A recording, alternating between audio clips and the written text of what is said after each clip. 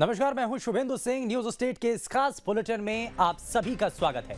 आधे घंटे के इस बुलेटिन में आपको सियासत और आपके सरोकार से जुड़ी हर बड़ी खबर आपको दिखाएंगे। सबसे पहले बात मध्य प्रदेश की करेंगे और बताएंगे कि आने वाले विधानसभा चुनाव को लेकर मध्य प्रदेश में बीजेपी क्या रणनीति बना रही है। साथ ही ये भी बताएंगे कि दिल्ली में बीजेपी की कार्यकारिणी में मध्य प्रदेश को लेकर क्या टारगेट सेट किया गया। बात कैंसर के बढ़ते मामलों की भी करेंगे। कैंसर का ग्राफ कैसे मध्य प्रदेश में तेजी से बढ़ रहा है ये दिखाएंगे। ये भी बताएंगे कि अमेरिका में कैसे कैंसर हार रहा है और स्वास्थ्य व्यवस्था वहां पर जीत रही है। साथ ही धान का कटोरा कहे जाने वाले छत्तीसगढ़ में धान पर सियासत किस कदर गर्म है। कैसे कांग्रेस बीजेपी में धान खरीदी को लेकर शेयर लेने की होड़ तेज हो गई है, ये भी आपको दिखाएंगे।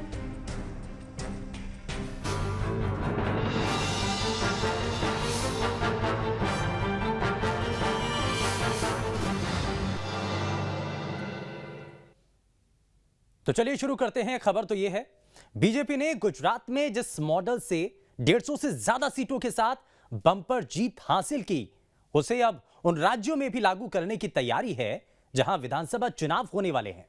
बीजेपी ने गुजरात मॉडल को सभी 9 चुनावी राज्यों में लागू करने का बड़ा फैसला लिया है।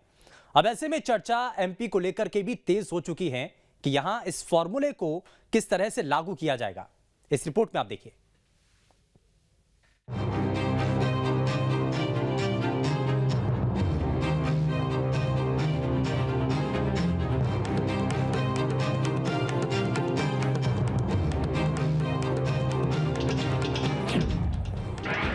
बीजेपी चलाएगी अभियान, कमजोर बूथों पर होगा ध्यान। जी हां, दिल्ली में हुई बीजेपी कार्यकारिणी की बैठक में बूथ लेवल को लेकर नई रणनीति बनी है। बीजेपी ने गुजरात में जिस मॉडल से 150 से ज्यादा सीटों के साथ प्रचंड जीत हासिल की, उसे अब पूरे देश में लागू करने की तैयारी है। बीजेपी ने गुजरात मॉडल को सभी 9 चुनावी राज्यों में लागू करने का फैसला किया है। मतलब अब ये फॉर्मूला मध्य प्रदेश में भी लागू हो सकता है। बहरहाल मध्य प्रदेश में बीजेपी की रणनीति पर बात करेंगे। उससे पहले राष्ट्रीय कार्यकारिणी में क्या तय किया गया, उस पर भी नजर डालते हैं। 50% से ज्यादा वोट शेयर का लक्ष्य, नए चेहरों को मौका दिया जाएगा, अनुभव और युवा जोश का संतुलन होगा, बूथ और डेटा मैनेजमेंट पर फोकस होगा, पन्ना प्रमुख मॉडल अपनाया जाएगा, रियल टाइम फीडबैक सिस्टम होगा, जातीय और क्षेत्रीय संतुलन होगा, लोकप्रिय नेताओं के ज्यादा से ज्यादा रैलियां करवाई जाएंगी, अनुपयोगी साबित होने पर बड़े नेताओं के भी टिकट काट दिए जाएंगे। तो ये गोल सेट किया गया है आगामी चुनावों को लेकर। साथ ही 1,30,000 कमजोर बूथों पर भी काम करने की तैयारी है। इन 1,30,000 कमजोर बूथों में से मध्य प्रदेश की भी कई बूथें शामिल हैं, जहां बीजेपी को पसीना बहाना होगा, क्योंकि खुद बीजेपी ने जो सर्वे कराया था उसमें मध्य प्रदेश में बीजेपी की स्थिति बहुत उत्साहजनक नहीं थी। बीजेपी के सर्वे पर नजर डालें तो बीजेपी 30% सीटों पर काफी मजबूत है, यानी रिपोर्ट कहती है कि 69% सीटों पर जीत पक्की है। रिपोर्ट के मुताबिक 23% सीटों पर सीधी लड़ाई है। इन 53 सीटों पर फैसला बीजेपी या कांग्रेस के पक्ष में जा सकता है। रिपोर्ट के मुताबिक 7% यानी 15 सीटों पर गुटबाजी का खतरा है। महाकौशल और विंध्य क्षेत्र में कांग्रेस ज्यादा मजबूत दिख रही है। बीजेपी के सर्वे में यहाँ 1/4 सीटें कांग्रेस जीतती दिख रही है। कांग्रेस की स्थिति महाकौशल और विंध्य क्षेत्र में ज्यादा मजबूत दिख रही है। महाकौशल की 38 में से कांग्रेस 13 पर एक तरफा बढ़त बनाती दिख रही है, जबकि बीजेपी महाकौशल की 38 में से सिर्फ 8 सीटों पर जीत रही है। महाकौशल की 13 विधानसभा सीटों पर कांटे की टक्कर है। महाकौशल में बीजेपी के विधायकों वाली 3 सीटों पर भी गुटबाजी का खतरा मंडरा रहा है। तो खुद बीजेपी का सर्वे भी अभी यही बता रहा है कि समय कम है और काम ज्यादा। पिछले चुनाव में 230 सदस्यों वाली मध्य प्रदेश विधानसभा में बीजेपी के 109 सदस्य पहुंचे थे। यही कारण है कि बीजेपी फूंक फूंक कर कदम बढ़ा रही है। पार्टी ने अंदरूनी तौर पर जो सर्वे कराया है उसमें 40 से ज्यादा विधायकों की भी रिपोर्ट नकारात्मक आई थी। बीजेपी ने 2023 के लिए 200 पार का लक्ष्य सेट किया है। साथ ही वोट प्रतिशत को भी 41 से 51% पर ले जाने का टारगेट रखा है। लेकिन क्या ये सब कुछ इतना आसान होगा? सवाल और भी है। मसलन एमपी में गुजरात की तर्ज पर चुनाव लड़ना आसान होगा। आधे से ज्यादा सीटों पर चेहरा बदलना कितनी बड़ी चुनौती होगी। टिकट कटने से भीतरघात का खतरा नहीं बढ़ेगा। सिंधिया समर्थकों को अगले चुनाव में कैसे एडजस्ट करेंगे? दरअसल 2018 के विधानसभा चुनाव से पहले भी कई विधायकों के फीडबैक पर सवाल उठाए गए थे, लेकिन फीडबैक के मुताबिक उनमें से आधे विधायकों के भी टिकट तब नहीं काटे जा सके थे और इसका नतीजा चुनाव परिणामों में भी नजर आया था। कई सीटों पर हार जीत का अंतर बेहद कम रहा था। जानकारी के मुताबिक 2018 के चुनाव में बीजेपी को 109 सीट मिली थी। एमपी की कुल 230 सीटों में से 20% पर कांटे का मुकाबला हुआ था। 10 सीटें ऐसी रही थी जहां पर हार जीत का अंतर 1000 से कम था।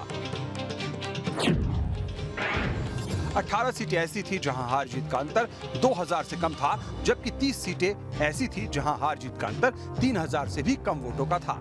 इसी तरह 45 सीटें ऐसी रही जहां हार जीत का अंतर 5000 से कम वोटों का था। तो मध्य प्रदेश में आगामी विधानसभा चुनाव में मुकाबला किसी के लिए भी एक तरफा नहीं रहने वाला। ये बात कांग्रेस बीजेपी भी बखूबी समझती है। मध्य प्रदेश में वीडी शर्मा के नेतृत्व में लगातार बूथों को मजबूत करने का काम भारतीय जनता पार्टी मध्य प्रदेश कर रही है। गुजरात में जो जीत का सबसे बड़ा मुख्य कारण ना वहाँ के बूथ जो हमारे मजबूत थे और जो कार्यकर्ताओं ने वहाँ पे मेहनत की। देवतुल्य कार्यकर्ता भारतीय जनता पार्टी का कमर कस चुका है। फिर मध्य प्रदेश में भारतीय जनता पार्टी की सरकार को बनाने के लिए भारतीय जनता पार्टी का कार्यकर्ता आगे बढ़ रहा है। वो बूथ और कैसे मजबूत हो उसके लिए पार्टी प्लानिंग कर रही है। भाजपा अपनी राष्ट्रीय कार्यकारिणी से किसी भी तरह के निचोड़ निकाल ले, लेकिन मध्य प्रदेश में भारतीय जनता पार्टी को परास्त होने से 2023 में कोई भी ताकत नहीं रोक सकती है, क्योंकि जिस तरीके से नगर निगम चुनाव में भारतीय जनता पार्टी ने मुंह की खाई है, मेरा बूथ सबसे मजबूत, त्रिदेव, तमन्ना प्रमुख, तमाम जो जिस तरीके के संगठन को लेकर भारतीय जनता पार्टी ने प्रयास किए थे, वो सारे उनके जो संगठन के प्रयास से विफल साबित हुए।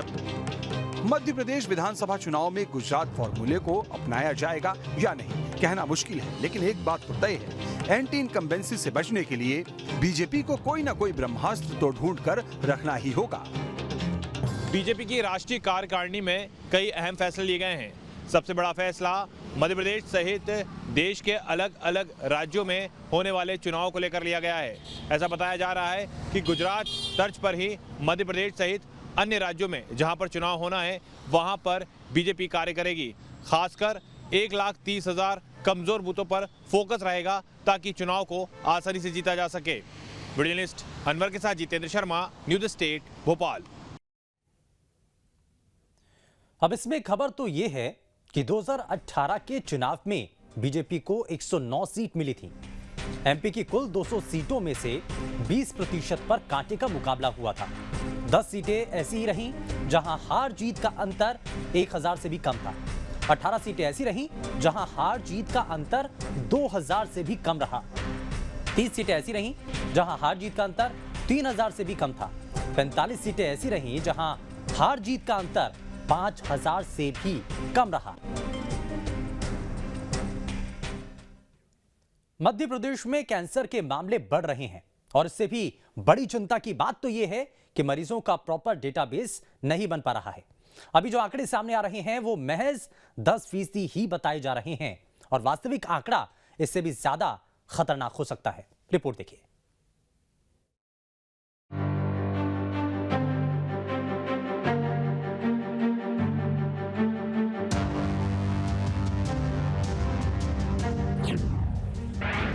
एमपी में तेजी से बढ़ रहे कैंसर के केस। सिर्फ 10% मामलों का ही डेटाबेस। जी हां, मध्य प्रदेश में कैंसर का ग्राफ तेजी से बढ़ रहा है। बीते साल भी कैंसर से रिकॉर्ड संख्या में मौतें दर्ज हुई हैं, लेकिन बड़ी बात यह है कि मध्य प्रदेश में अब भी 90% मरीजों का डेटाबेस मौजूद नहीं है। मतलब जो आंकड़े आ रहे हैं वो सिर्फ 10% मामले ही हो सकते हैं। जानकारी के मुताबिक मध्य प्रदेश में 2022 में कैंसर से 45,000 लोगों की मौत हुई। कैंसर मरीजों की संख्या भी बढ़कर 81,901 पर पहुंच गई। 2021 में एमपी में कैंसर मरीजों की संख्या 79,871 थी। कैंसर मरीजों की संख्या के मामले में मध्य प्रदेश देश में 7वें नंबर पर है। वहीं महिलाओं की कैंसर के मामले में भी एमपी देश में 7वें नंबर पर है। मध्य प्रदेश में गंभीर स्थिति के बाद भी कैंसर मरीजों की निगरानी का हाल बुरा है। ये आंकड़े राष्ट्रीय कैंसर रजिस्ट्री के हैं। इसकी निगरानी सिर्फ 10% लोगों तक ही सीमित है। पूरे मध्य प्रदेश की निगरानी के हिसाब से देखा जाए तो वास्तविक आंकड़ा और भी बड़ा हो सकता है। मध्य प्रदेश में कैंसर से होने वाली मौतों का आंकड़ा साल दर साल बढ़ता ही जा रहा है। पिछले 5 साल के आंकड़ों पर गौर करें तो 2018 में 40,798 मौतें हुई, 2019 में 41,876, 2020 में 42,966, 2021 में 44,056, 2022 में 45,176 मौतें दर्ज हुई। तो ये वो आंकड़े हैं जो कैंसर के डेटाबेस का 10% ही बताया जा रहा है। आगे बढ़ने से पहले आपको बताते हैं कि ये आंकड़े कैसे जुटाए जा रहे हैं। तो कैंसर मरीजों की जानकारी जुटाने के लिए देश भर में कैंसर रजिस्ट्री काम कर रही है। देश भर में 39 जनसंख्या आधारित कैंसर रजिस्ट्री काम कर रही है। मध्य प्रदेश में गांधी मेडिकल कॉलेज में रजिस्ट्री है। इसका कार्य क्षेत्र भोपाल नगर निगम के अंदर आने वाले क्षेत्र है। इसके अलावा देश भर में हॉस्पिटल बेस्ड 25 कैंसर रजिस्ट्री है। इनमें 7 मध्य प्रदेश में है। इनकी संख्या भोपाल में 2, ग्वालियर में 2, जबलपुर में 1 और इंदौर में 2 है। इस तरह मध्य प्रदेश में गांधी मेडिकल कॉलेज सहित 8 अस्पताल के भरोसे कैंसर का रिकॉर्ड है। तो आंकड़े कितने भी हो, कैसे भी जुटाए जा रहे हो, लेकिन इससे एक बात तो साफ है कि कैंसर फिलहाल हारता नहीं दिख रहा, बल्कि लोग कैंसर से हारते दिख रहे हैं। जबकि बात करें अमेरिका की, अमेरिका में 3 दशक में कैंसर से होने वाली मौतों में 33% की कमी आई है, जबकि भारत में कैंसर से होने वाली मौतों का ग्राफ लगातार बढ़ रहा है। अमेरिकन कैंसर सोसाइटी ने वार्षिक रिपोर्ट में बड़ा दावा किया है। रिपोर्ट के मुताबिक 1991 से 2020 तक अमेरिका में कैंसर से संबंधित 38 लाख मौतों को रोका गया है। तो अमेरिका के आंकड़े बता रहे हैं कि वहां कैंसर लगातार हार रहा है। ऐसे में बड़ा सवाल ये है कि अगर अमेरिका ऐसा कर सकता है तो हम क्यों नहीं। बहरहाल इस पर सियासी प्रतिक्रिया क्या है, ये भी सुन लेते हैं। रही बात आप जो कैंसर के मरीजों की बात कर रहे हैं, देखिए अगर कोई मौत होती है तो निश्चित ही वो दुखद है। अगर कोई आदमी एडमिट होगा, उसकी अगर पेशेंट की डेथ होती है तो निश्चित रूप से वो आंकड़े कहीं छुपाए नहीं जा सकते। डेथ के बाद निश्चित ही कोई कहीं ना कहीं शमशान में, कब्रिस्तान में वो आदमी की रिकॉर्ड दर्ज होते हैं। और हमारी सरकार की यह कभी मंशा नहीं रही है कि कभी आंकड़ों को छुपाया जाए। प्रदेश में लगभग 45,000 कैंसर के मरीजों की मौत हो चुकी है और लगभग से दुगने कैंसर के मरीज हैं, लेकिन उसके बावजूद भी महज 8 अस्पतालों को इसके आंकड़ों की जानकारी के लिए एकत्रित करने के लिए रखा गया है। सरकार चाहती है कि कैंसर के मरीजों की जानकारी आंकड़ों की बाजीगरी में उलझा दी जाए और बजाय इसके कि इसका समुचित इलाज की व्यवस्था की जाए, कैंसर के मरीजों की जाँच की जाए कि कहाँ कितने मरीजों की संख्या कितनी ज्यादा है। इसमें कोई दो राय नहीं कि कैंसर के खिलाफ जंग आसान नहीं है, लेकिन ये भी सच है कि प्रॉपर मॉनिटरिंग, डेटाबेस और उसके मुताबिक कार्य योजना बनाकर काम करे तो स्थिति कुछ बदल सकती है।